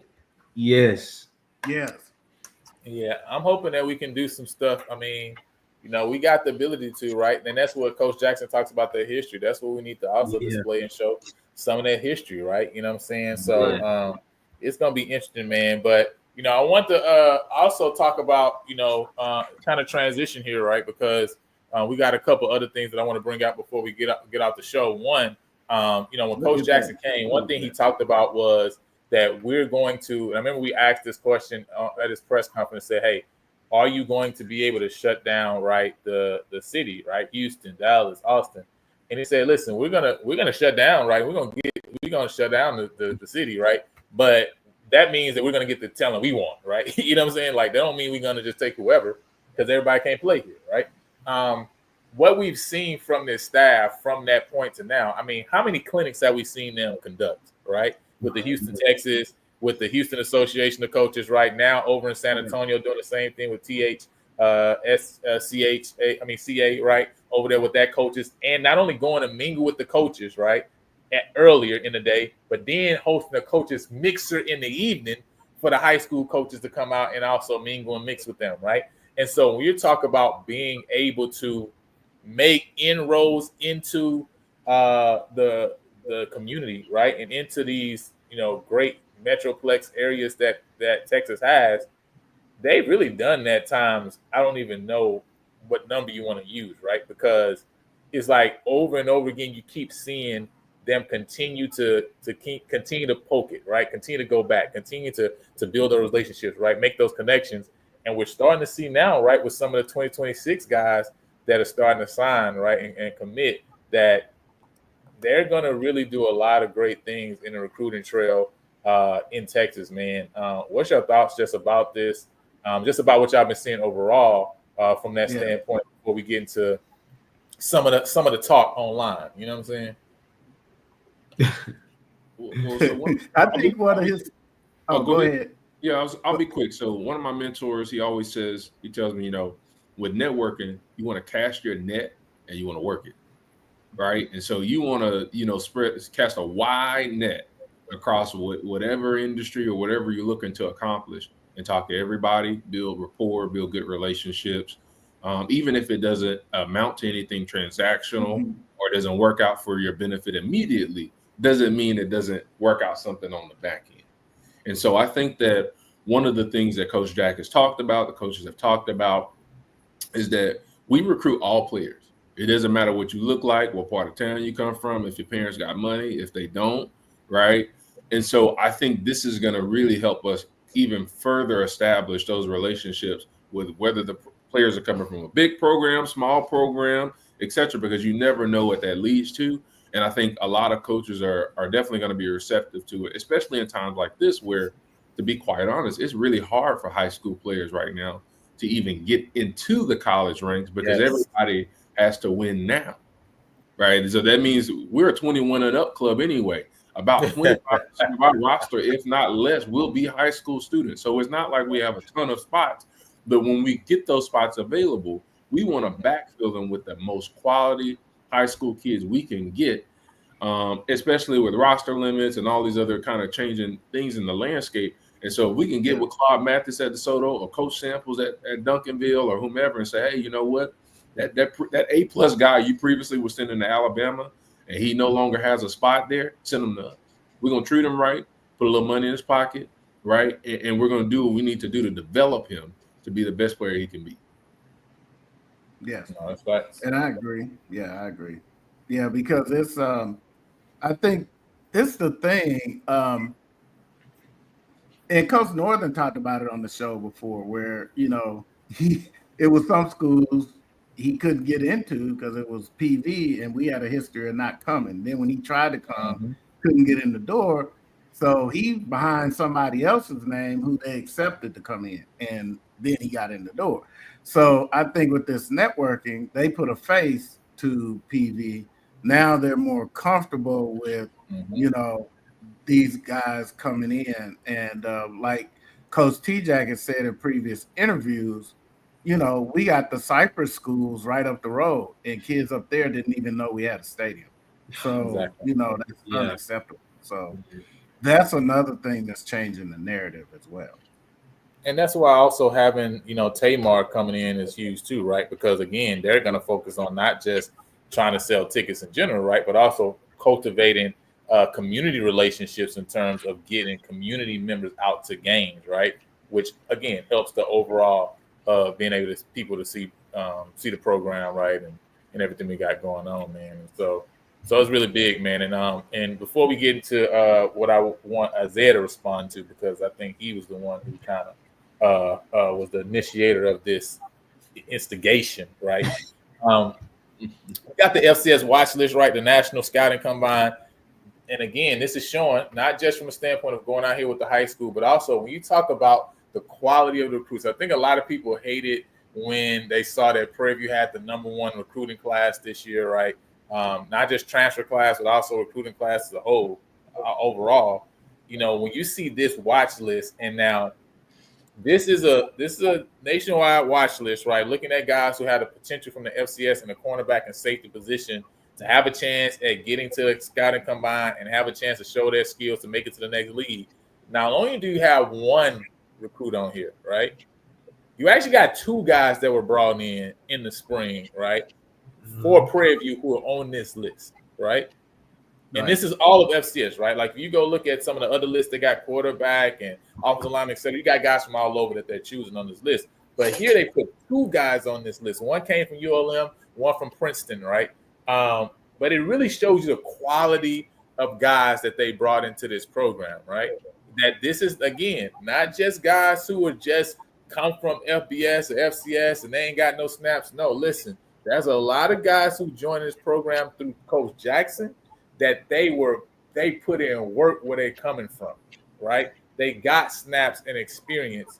And so I think people are really going to be surprised. I know he's kind of doing the whole thing of like, hey, I ain't putting the full roster out right now. I got the roster. If you want the roster, right, you know what I'm saying, I send you the roster individually. You feel me? Y'all just let me know, hit up my email. Listen, if you, I'm going to be selective, you feel me? Because I don't know. I don't need y'all running with Coach T-Jack saying we ain't giving y'all the list, so I ain't going to give you the list, you feel me? But now, if y'all hit my email up. But at the end of the day, right, there's a lot of guys they brought in that have put in work, right? You know what I'm saying? And, I love when people say nobody cares because they're the main ones who are there, right, listening and trying to find out information. You know what I'm saying? And so I think they think that just because we're talking that we don't know what we're saying, and so they think that it's cult-like activity. Because and this is in response to, I think, something that T-Jack said. We're about to get into it, right? Because I just want to know, is T-Jack lying to tell the truth? Because a lot of the stuff we're seeing right now has been truth. He came and said, we're going to recruit Texas truth. He said, hey, we're going to get it on the academic side. We got the highest academic marks, right, grade point average, than we ever had in the program's history. He said, we're going to get in the community. You know what happened? We went out. I believe they put the service hours online, right, that they had that done total collective, right? Crazy amount of service hours done. You talk about tens of thousands of service hours done all together, plus as a team, right? He's doing exactly what he said that they're going to do. You know what I'm saying? Mm-hmm. So my thing is he lying and telling the truth? Because now everybody's up in arms about what he's talking about at Media Day, right? You know what I'm saying? And now, Miss Hall, shouts out to her, Dr. Hall, you know what I'm saying? HBCU grad, I know she's doing great things out there, you know what I'm saying, with her degree. But now this statement right here, though, we got to push back and we got to see. Are y'all fans are in a cult? What we not gonna do is act like one person showed up to save all the HBCU football media. Please wrap this up quickly and get ready to show us what you got on the field. Oh, I ain't marked that off. I thought I got one of them. I missed another one. Okay, and keep those comments on. Now, I told her, like, I don't turn my comments off. You feel me? Now I did. I did see some blockation going on. You know what I'm saying? People talking noise, but they block people. I don't understand. Like, if you don't talk, just talk, but don't be coming up here talking and blocking people. I mean, it don't make sense to me, right? But I really want to ask Zay, man, what's your response to this? Because, you know, I saw you kind of getting a little back and forth. You know what I'm saying? Like, are we a cult? Like, I thought we was only 12. How we become a cult now? I'm confused. I'm just curious why you want to ask me, man. You know, you done already got me riled up tonight talking about the previous regime and different things. Okay, let me put it like this. So, Dr. Hall, we appreciate you. We know, I think she's actually purchased season tickets this year, funny enough. I know she said she will be supporting PV this fall because she's in the Houston area, if memory serves me correct. And I say this football is a cult. I say this with all. That's hilarious. Yes, we are a cult. Yes, we are. Yeah. We're all the above. Check all the above. Fan, cult. You know, we have our cult membership meetings coming up soon. We'll make sure I put you on the email list. But all in all, you know, honestly, I had a lot of fun with the banter. I've been blocked by several accounts. I won't name names today. You know, just because DJ Trent was one of them. They had something to say to me. And, he blocked everybody. 107 Panthers, and that's fine. I have no problem with that, right? You know, I understand what that is, but you know, it was really cool to see people so engaged about how great things are on the Heat and what we're doing over here. And so I really enjoyed that banter. I look forward to more of it. It's roughing the SWAC. We created this conference, so we know what time it is. This is our beast. We created it. And you know, we'll see y'all this fall on the grass. You know, that's all I have to say on it. I could give more, but I'm gonna leave it at that. You know, I hope it's probably not the answer you was looking for, but it's the one that I can give today. Online. He nice online. But you know, I think it's interesting, right? Because at the end of the day, you know, my thing in the first place, right, was, and I saw somebody make a comment and say, well, I ain't seen none of they media videos, right? And my response was like, you think we watch it? You think we watch it for yours? Like, what are you talking about, right? You know what I'm saying? It don't make no sense. Like, we now out here looking for your stuff, right? So that's what it is. Every fan base is connected with what's going on with their program, right? That's what's happening. That's what's going on. And so at the end of the day, it's really just perspective. That's really all it is, point blank, period. It's all just perspective, right? If I'm out here and the only thing I'm looking for and checking is PV stuff, that's what I see. That's what I'm hearing. That's what I'm getting access to, right? Same thing with any other program in this conference, in the MEAC, it doesn't matter, right?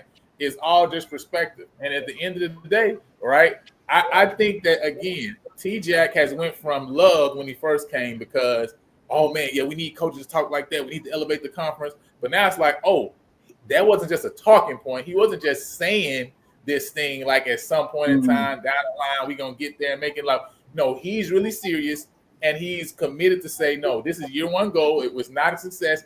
You feel like I should be successful if I win the West, and that should be a good year for me. And I'm telling you, no, that's not a good year because that's not the goal, right? And so now, since it's starting to really formulate people's mind, that it's like, oh, like this is somebody who can actually come and get PV right?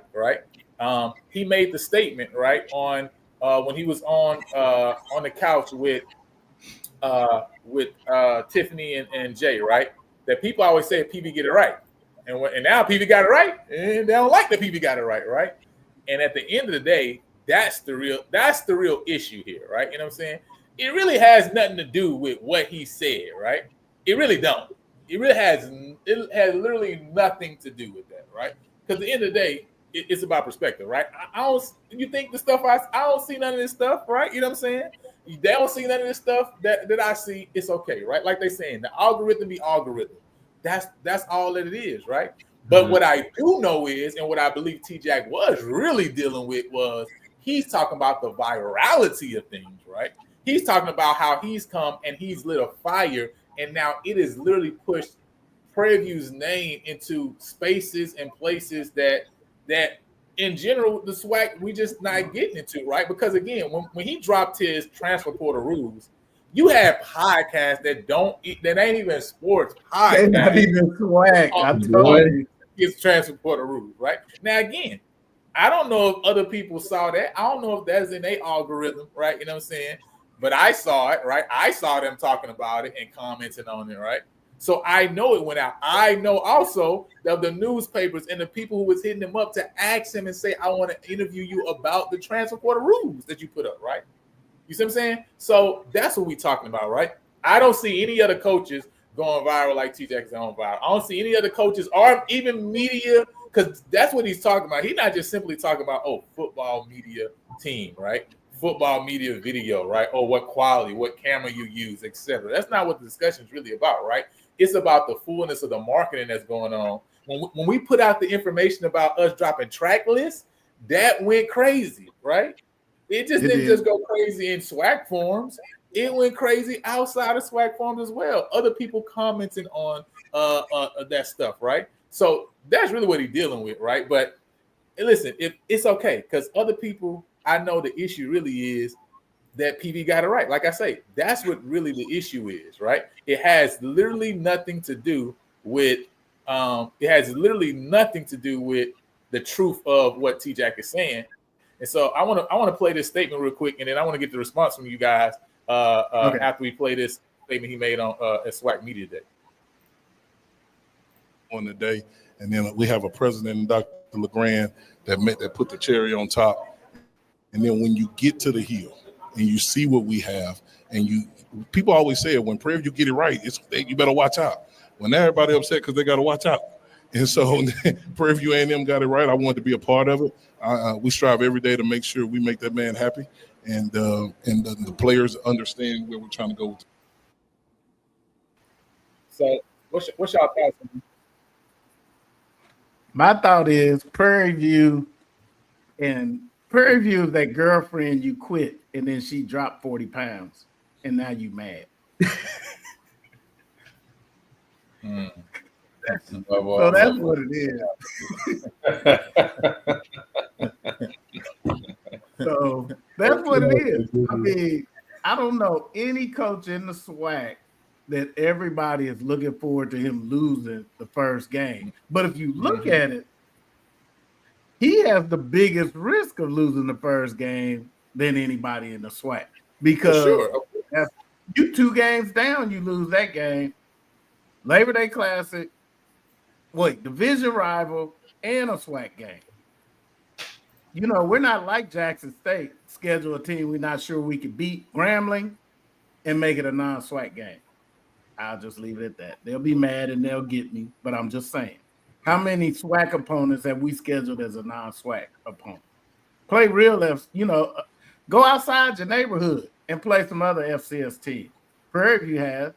We didn't win all of them, but we won more of them against FCS schools that are non-SWAC than the other schools in recent years.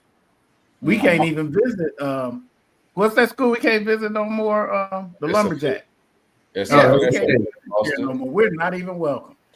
Well, we whooped them in 11, and they said y'all can't come back, and we're not gonna come see y'all. So, I'll say this: we've gone from T-Jack's press conference, we've gone from celebrate to hate real quick. We've gone from they ain't got no fans to they a cult real quick. We ain't got no fans, but we got a cult. We got people who love the program that much, right? You know what I'm saying? But we ain't got no fans though.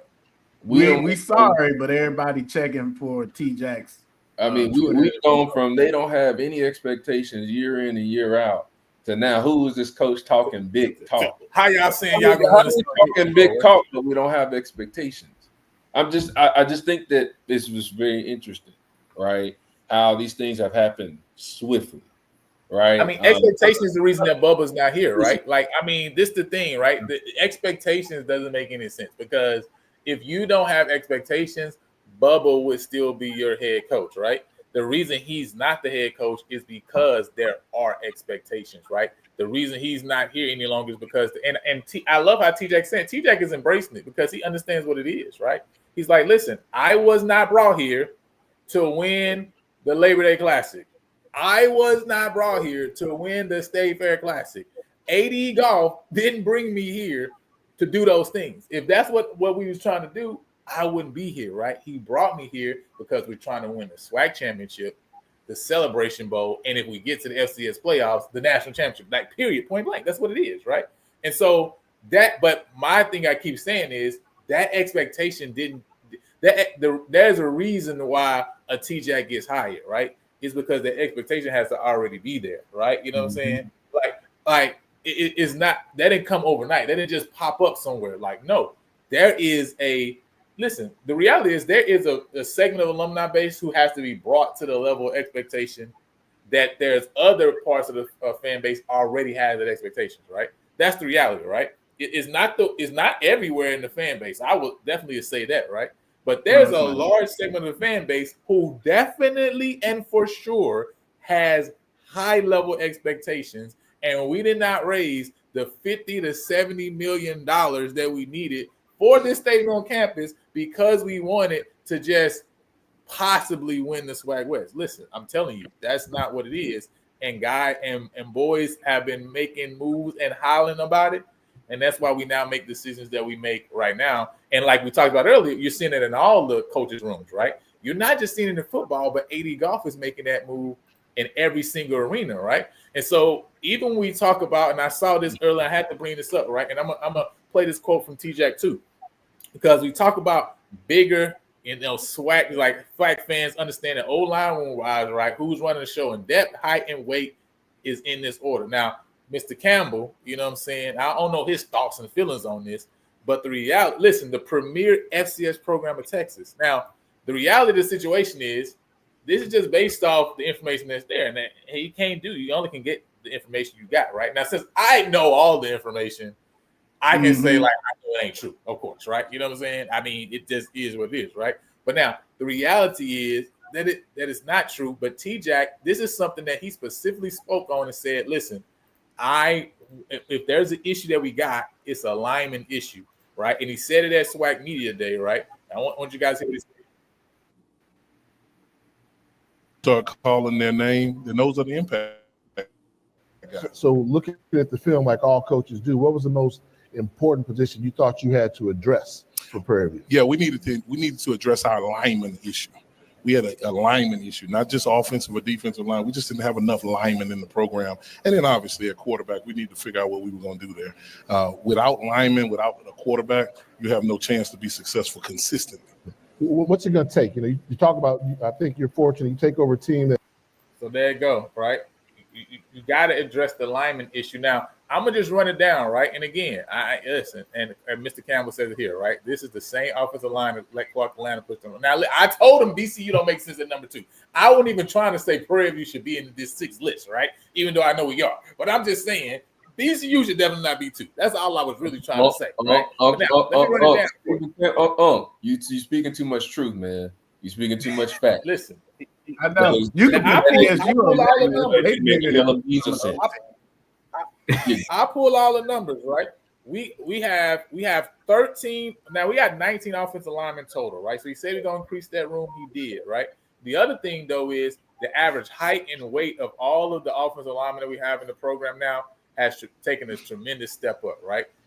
6'6" guy. We have 5 guys 6'6" at 6'6" height. We have 4 guys that's 6'5" and above, and then you have another 4 guys at 6'4", right? I'm really looking at in this room and saying that, man, probably in that second, definitely that third year, there's probably going to be nobody in the offensive line room that's under 6'4". The way TJAC is in them are recruiting right now, right? Like everybody in that room is going to be prototypical in height, weight, size, right? That's what you're seeing and how you're seeing them move. Man, what's your thought process on this, man, and just on the talent, right? Because I just think people obviously, and I know that's why they're missing, that's why they don't understand, and that's why, you put in the third and all this stuff, because really they just don't understand fully the weight of the talent that has entered the room since TJ has been here. Well, I'm gonna tell you this. It's the people that stayed. We have some carryovers on that offensive line. And when I went by practice, I saw some of them guys. They don't look the same either. So we can talk about recruits, but I don't know what these dudes did. I've been trying to do some dog training, but whatever dog training they do, Yeah, it's they're and that list, I guess they're going by what they can find, because TSU would be on that list. They're bigger than most of those teams from me. See, TSU put out a list with only 2 defensive tackles on it. That ain't true. And I watched some of their clips since we're talking about social media. I watched some of their stuff. I said, them dudes are way bigger than what I see on that list. So they can say what they want, but and they've said it in the chat too. The coordination, you could have a bunch of 6'8" linemen, but if they aren't coordinated, it doesn't really do much, So you got to really see what they look like. You could have a 6'3" guard, but if he's quick and can run those trap plays like you really want, then that makes a difference than some 6'6" guy that can't move. So you can be big all day long, but if that doesn't fit your system, then it won't work for you. You got to match for sure. Yeah, I mean, let's just see when I think we got the Bulldogs. What, in October, November? Mm-hmm. We'll just line it up then and see what the linemen look like then. I don't really have anything else. I mean, listen, we all know, right, what we have on the yard, but they don't know what we have on the yard. So I'm intended to keep it that way as long as we can. And hey, you know what? If the folks losing to Clark Atlanta, if that's the standard, right?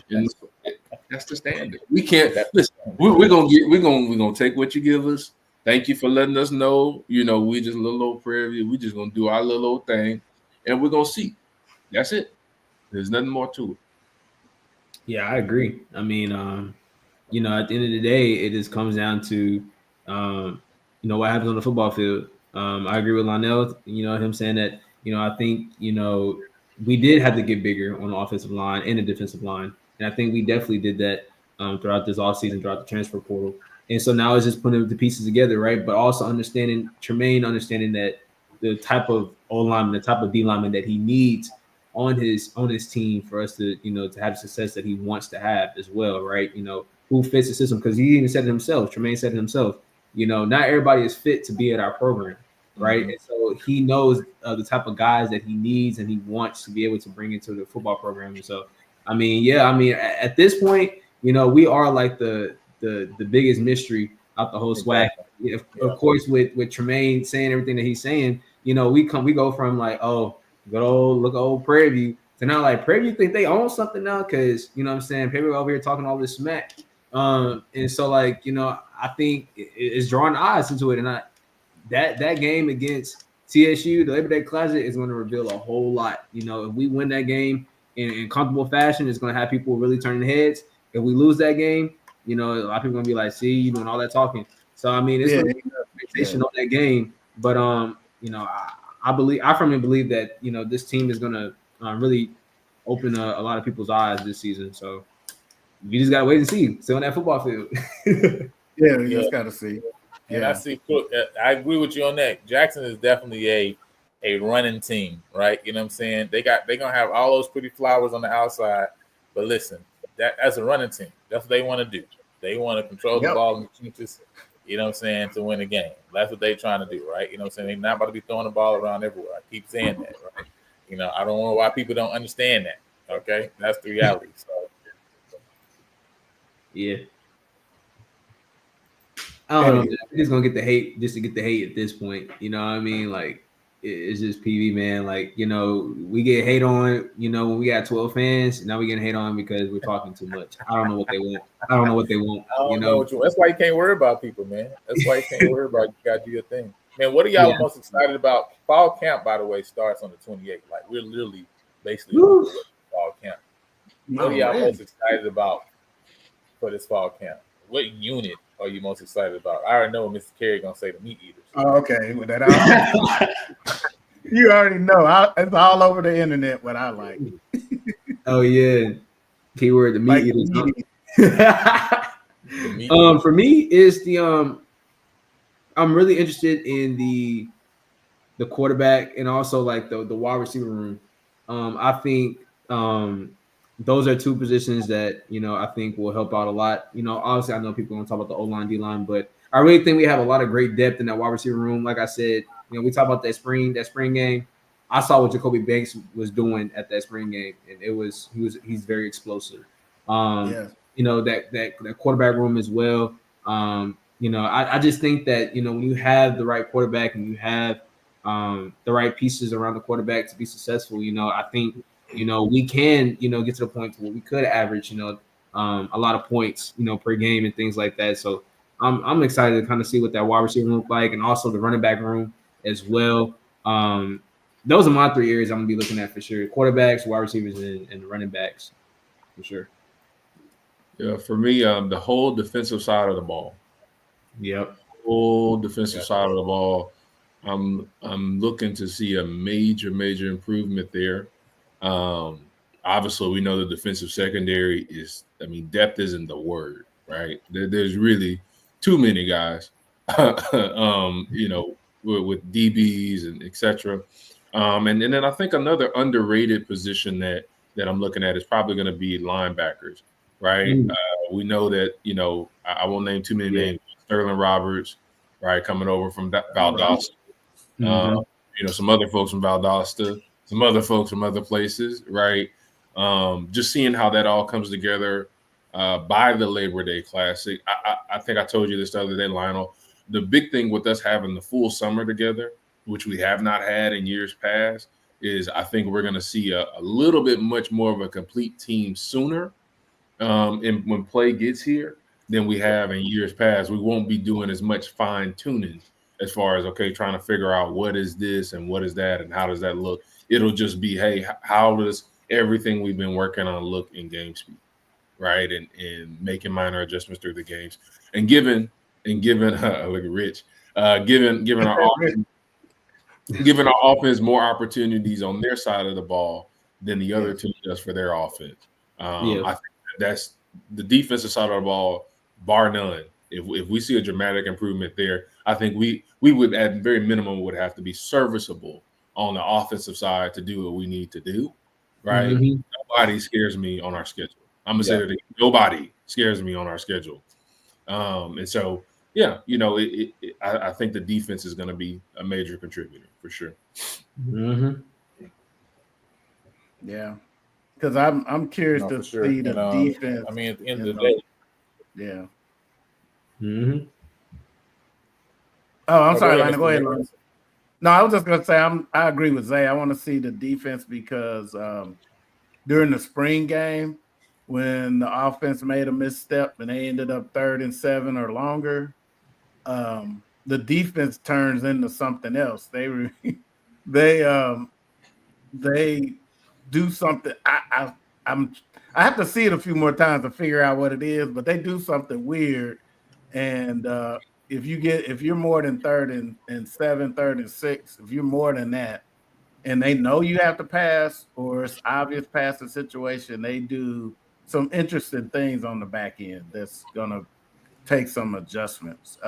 They're not going to come out like we did before with a base defense, and that's just what you see, and we're waiting to get just picked off. And it's going to be – I just want to see how that goes. And the way those defensive backs hit our own teammates, I want to see them hit somebody in the opposite jersey because they had no mercy on those guys. I mean, hey, listen. Hey, you heard T-Jack on the interview, right? I don't know. He say, listen, I don't know if you know that Michael Jackson song, but it goes something like, that's what we're going to sound like on defense, okay? We're going to call it the Michael Jackson, okay? Yeah, I agree with y'all, man. That defense is. And listen, but hey, that spring game, we saw a couple big hits at that spring game, right? You know what I'm saying? And that's us on us. Oh yeah. So I can only imagine, right? Us on. Yeah, that defense. Brandon Anderson, I'm very interested to see. Coach said 212. The coach running back have the finger. Go ahead, Ty. No, I was just saying, man, that defense, man. I agree with y'all as well. I mean, of course, I like offense. That's just me. But that defense as well, right? I'm very interested to see, the adjustments. I think we're going to improve a lot in that in-game adjustment aspect. That something that we didn't have in the past, and I like the kind of the philosophy that Brandon Anderson and co-defense coordinator Coach Early, you know, they're gonna do on that defensive front. And you kind of seen it at the spring game, right? You seen them have different looks, and you know, you saw like a different energy and different grit. You know, the way they was, you know, kind of like I want to compare them to my Houston Texans, but kind of like that swarm type of mentality, right? Things like that. So I think you know, our defense is going to be, you know, good, and I think, you know, like Zay said, if our offense is just serviceable, I think, you know, we're a huge spread, or, you know, as some people say, we're a sleeping giant, you know, if we're able to get all the pieces right. So Yeah. Yeah, and I definitely think we got a lot of them right, obviously. You know what I'm saying? That's why I'm really excited to see Tony, again, like you say, right, the premier FCS program in Texas, man. And I think we're going to really see that. Listen, I really think, you know, that first game is major just on so many levels, because it's the first game, you got to work out the kinks. First game against other team. It's also, again, to me, the next team that has the ability to win the SWAC West. So I really think it's going to be really, really interesting to see how he gets it done. But also I'll say, right, T-Jack is a defensive guy, but as he talked about in the interview, he's averaged 36, and 40 over the last 3 years on the offensive side of things.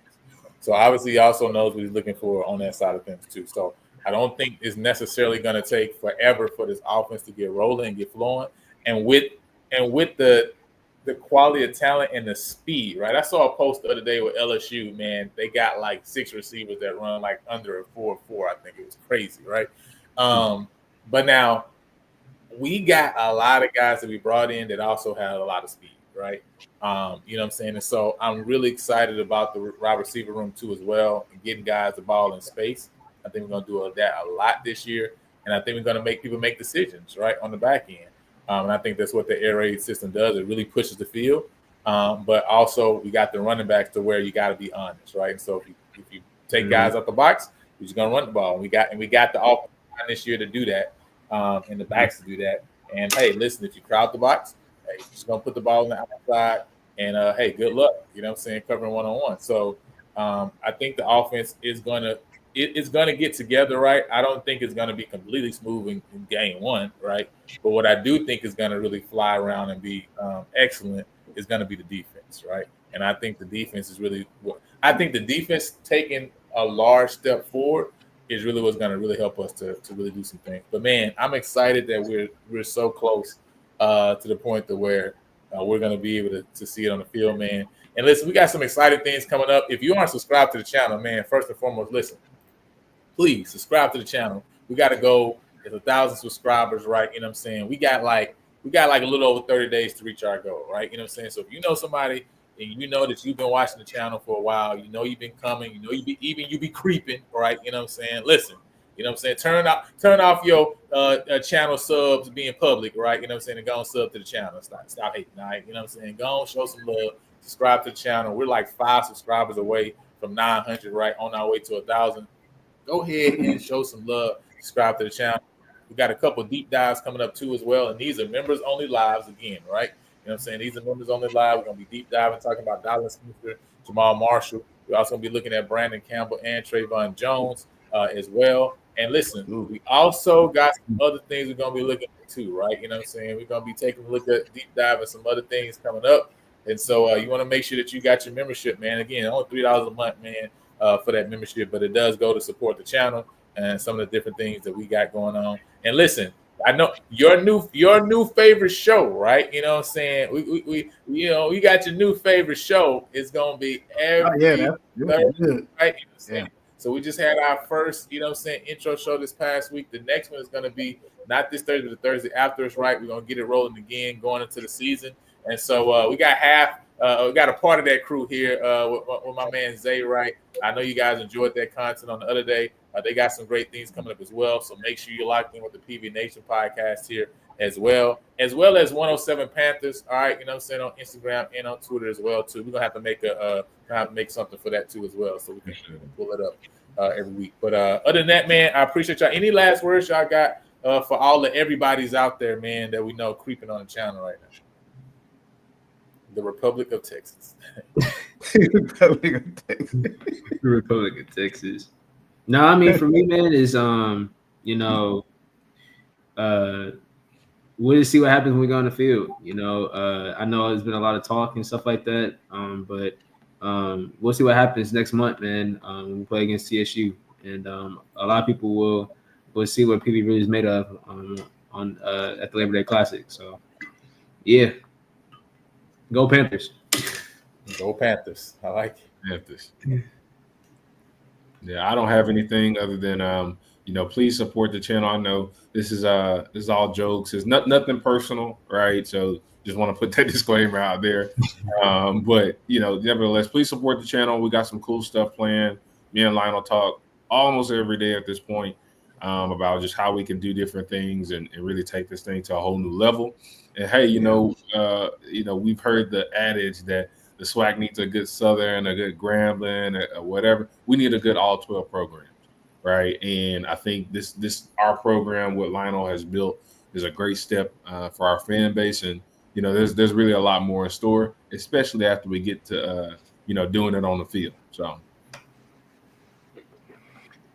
yeah, I don't have a lot except I'm looking forward to the Labor Day Classic. Win or lose, we'll know what adjustments we need to make going forward.